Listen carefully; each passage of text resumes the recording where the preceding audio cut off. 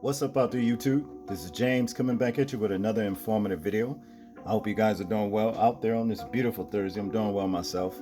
We got a situation that took place back in April, probably the 28th of this year, in a Tulsa, Oklahoma dog park where you had a white woman dubbed Karen attack this young black woman right here.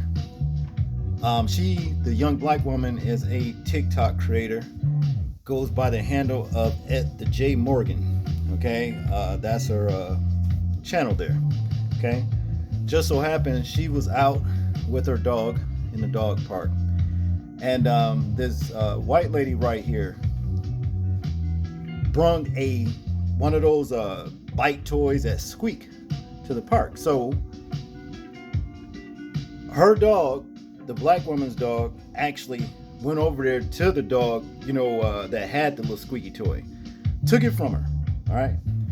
And so when the dog took the toy, the black woman said, "Hey, give this back." And she took the toy from the dog's mouth, gave it back to the white woman. You see what I'm saying? And oh boy, did all hell break loose. The Karen actually yelled and screamed at this young black lady and even attempted to hit her. She did hit her.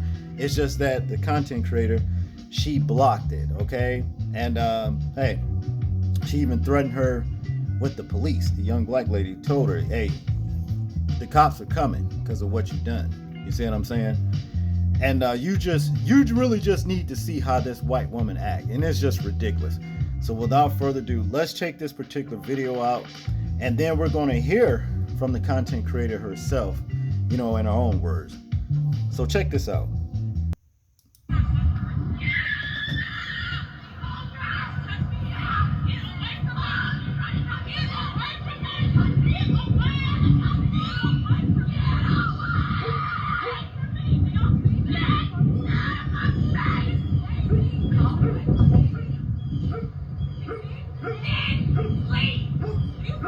Yeah.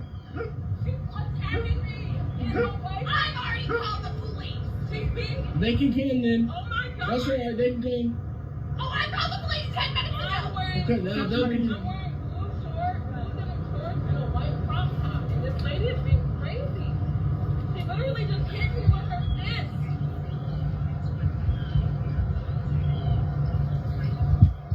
She literally just hit me with her fist. You're crazy. She's leaving. She's leaving. Get away from me. You are psycho. You better never hope I actually get it. Or what? Are you hear What, are me? you gonna murder her or something? Yeah. Oh my Oh my gosh. Did you hear her? You should probably look into anger management classes. Yes, I'm here. Probably mind your own fucking business. Never. I will always she help just out a friend. She just threatened me. Wow. And she physically hit me. Like with her fist. I want to know what kind of car she's gonna get in. No, we don't need an ambulance. No, but but I yeah. want to know what her car is. We'll go get her license plate. Crazy! Get away from me! She's being crazy! Leave! Do you see that? She's attacking me! Get away from me! I already called the police. Oh my God!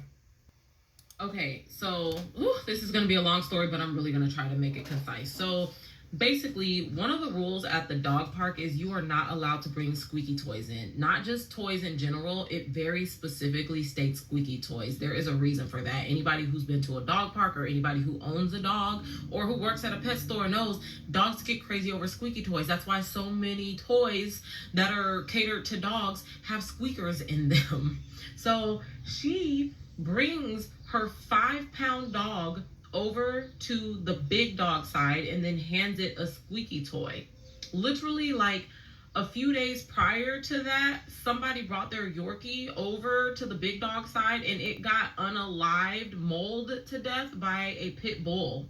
Like, technically you can bring your small dog over, but why would you? And then why would you hand it a squeaky toy? It just doesn't make sense. The second her dog starts squeaking on the squeaky toy, and she bought 3 of them. So the second her dog starts squeaking on the squeaky toy, every big dog that was in there in that park at the time whipped their head to look and see what the squeak was coming from, and a few of them, including my dog, ran over to where her dog was. My dog grabbed one of the squeaky toys. Her small dog went over to my dog and growled, which, and growled to get the squeaky toy back, and my dog gave her a look like, bitch, I wish you would. Because my dog is one of those dogs that gets possessive over squeaky toys. She is the sweetest thing in the world, but a squeaky toy, ooh, child. So I take the squeaky ball that my dog has and I hand it back to the lady, and I say, I really don't want anything bad to happen to your dog. Some dogs can get kind of crazy over squeaky toys. Boy, when I tell you, she flipped when I said that. She literally gets up and she's like, I know that some dogs get crazy over squeaky toys. You can't tell me what to do. You're not the boss of me. Don't tell me what I should not bring. My dog doesn't get crazy over squeaky toys. Now, mind you, I'm thinking, I don't say this out loud, but I'm thinking, well, if you know that other dogs get crazy over squeaky toys, why would you bring your small dog to the big dog side and hand it one? And she's literally just going on and on and on, yelling at me, screaming at me. And I'm just like, whoa, you're being crazy. You don't, relax. I'm not trying to tell you what to do. Everything's fine. I just don't want anything bad to happen to your dog. She starts screaming and getting belligerent again. And I go, oh, this is one of those situations where the white woman is now suddenly the victim and I'm going to be looked at as the aggressor. I'm not dealing with that. I'm getting out of here. So she stands up and just starts going crazy on me. Now, the white lady who was in the jeans is kind of watching this whole thing unfold the whole time, and she walks over and she starts talking to the other white lady, and she's like, hey, you're being crazy. You need to calm down. There is no need for this. You're acting like, basically, you're acting like a lunatic. You need to either leave or calm down or just realize your behavior is unacceptable. The white lady is stepping in to defend me, and she is telling this lady that. Well, that white lady did not appreciate that. The one who was fussing at me, she was not happy that she said that, because she got into that lady's face, this close to her face. Now, mind you, the lady in the jeans who stepped in to protect me was an older lady. And when that white woman got in her face and started acting crazy, that's when I was like, whoa, you're not about to hit her, because she had balled up her fist she was about to hit that lady, and she was calling her all types of names, and I'm like, bitch, you better calm the fuck down. You need to get the fuck out of here. I swear to God, I was like, you better not hit this woman. You're acting crazy. That is when she turns to me and gets in my face. And I'm like, if you hit me, we are going to have a problem. She's acting real crazy and all that and blah, blah, blah. She puts her fist up to hit me. So I put my hand up to block it, and she hits me on my forearm. That's when you can hear me going, she literally just hit me with her fist. Oh, I forgot to say, I got on the phone and I called park security before I called park security when the white lady stepped in, because I was like, oh no, she needs to get out of here. When the white lady stepped in to defend me, I called park security just so they could make the crazy lady leave. That's why you hear me on the phone saying she literally just hit me with her fist, because I'm saying that out loud, not only for the people who were in the park, but also park security. Now, park security are the people who called the police. I did not call the police. I'm not expecting the police to save me. I didn't call the police. But now that I know that the police are on their way, and I see that this lady is just getting more and more crazy, I'm like, light bulb went off in my head. You know what? I'm the soft one. I'm the one who's docile. I'm the one who is being chased. And I'm looking around like, hey, do y'all see this? Y'all see this, right? It wasn't an accident. It wasn't just me being like, oh, let me run away. Like, yes, she definitely did hit me, but I also know how these things can turn out. And so that's why I was like, oh, okay.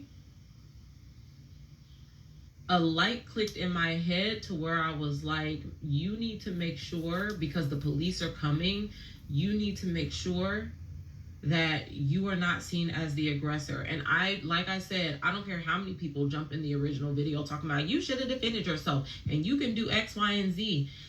You have the right to all that, and I would go to jail. I love that you love to go to jail. I was not raised that way. I'm not going to jail. I cannot sleep with a toilet bowl 2 feet away, or 2 feet or less away from my freaking bed. I can't do that. And then all the people who are talking about I would have just went to jail, it's like, they're thinking of one thing. I'm thinking in the situation of multiple things. I'm thinking, yeah, I could go to jail. Yeah, I could be handcuffed. I'm also thinking, I don't want anything bad to happen to my dog. I don't want anything bad to happen to the lady who defended me. But I'm also thinking, regardless of if there is video proof, which people keep saying, well, you had proof in the video. Y'all, the police have to be calm enough and reasonable enough to even get to the point where they get out and watch the video. I'm thinking about the fact that the police could arrive on scene at the exact moment that I jump on this lady and start punching her. That's what I'm thinking about. And then all they see is not the video. They just see a black woman assaulting a white lady. That's what I'm thinking. Everybody's so single, like people cannot think of more than one thing at a time. I have the ability to think of more than one thing at a time. I have the ability to think, not only could I go to jail, but I could also just end up getting shot. The police could literally just not even worry about the video. You know what I mean? Like Sonia Massey, it didn't matter that she was on video. Didn't matter. I'm thinking about all the times that the police just reacted, regardless of if there was proof of innocence or not on video. Breonna Taylor was innocent too.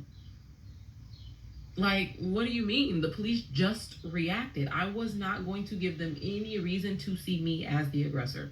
And all of this was because she decided that it was a good idea to bring her 5-pound dog and give it a squeaky toy around a bunch of pit bulls and German shepherds and Great Pyrenees. Like, why would you do that? 1 million people could get in that comment section and tell me what I should have done and how I look stupid and should be embarrassed for not defending myself. No. I am in the South. I am in Tulsa, Oklahoma, to be exact. Everybody laughs about, ha, Tulsa, Oklahoma's on the first 48. Yeah. And I'm not about to be a part of that. Like, no. You can call me weak. Okay, yep. And I hope that came across in the video. Hope it did. No, I wasn't going to do it. I was not going to do it. I was not going to risk that the police was going to show up and I was going to appear as the aggressor. They already unalive black people who are not the aggressors, who are quite literally just sitting there. What do you think they would do if they walked up and saw me in the act of harming a white woman in the South? No. Okay, at the J. Morgan, we just heard her story, her side of the story of what took place and how she wasn't going to defend herself because she didn't want to wind up, took out by the police. But here's the thing. She also said that there were black people that has been took out and wasn't doing anything. So, hey, what the hell does that have to do with you not defending yourself? You should always defend yourself from a low-life racist sub who think they has the right to attack you. Because all of that could have been resolved without this white woman right here walking up to you, screaming in your face, and trying to hit you. You understand what I'm saying? So see that little old passive attitude right there, talking about, hey, I wasn't going to do this, I wasn't going to do that because I didn't want to be seen as the aggressor. Hey, you between a rock and a hard in a hard place in the first place. So it don't make no difference about you defending yourself. Always defend yourself. You see, it's people like this woman right here, and I'm talking about the black one, that gives strength to low-life racist subs like this white woman who attacked her. You see what I mean? You give them strength. See, when you don't fight back and defend yourself, you give strength to a criminal, a racist criminal at that, to think that they can do whatever they want to do to you when they get ready to. You see what I'm saying? That's what you're doing. And to make a long story short, Jay Morgan said that the police were called. I've seen it in other story. And they came in and investigated, and they did nothing. And it says that a white woman has other priors at that same park. But yet and still, she's able to come there with her dog and continue to cause trouble. But the black woman was shocked because the police didn't do anything. But here's the deal. Why would you expect for them to do anything and you didn't do nothing for yourself in the first place? You see, and that's just all it boils down to. I don't want to hear it. When you didn't defend yourself and let this white woman know, hey, you ain't finna be walking up on me, trying to put your hands on me. When you didn't do that, hey, all your credibility went out the window as far as I'm concerned. No bully likes a balance of power. If a bully thinks that in his quest to try to hit you and attack you and beat you, he may be taken out, hit, counterattack. Guess what? He's going to think and say, no, I better not do that. Okay? That's what that all boils down to. So there it is. You didn't do it, so the police didn't do nothing. That's on you. That's all I got on this one, people. I want you guys to tell me what you think about this particular story right here. I'm interested in hearing your thoughts on it in the comment section. Make sure you like, share, and subscribe. People, please remember to live your life as though we are being watched. Simply because we are. This is James, and I'm out. Peace.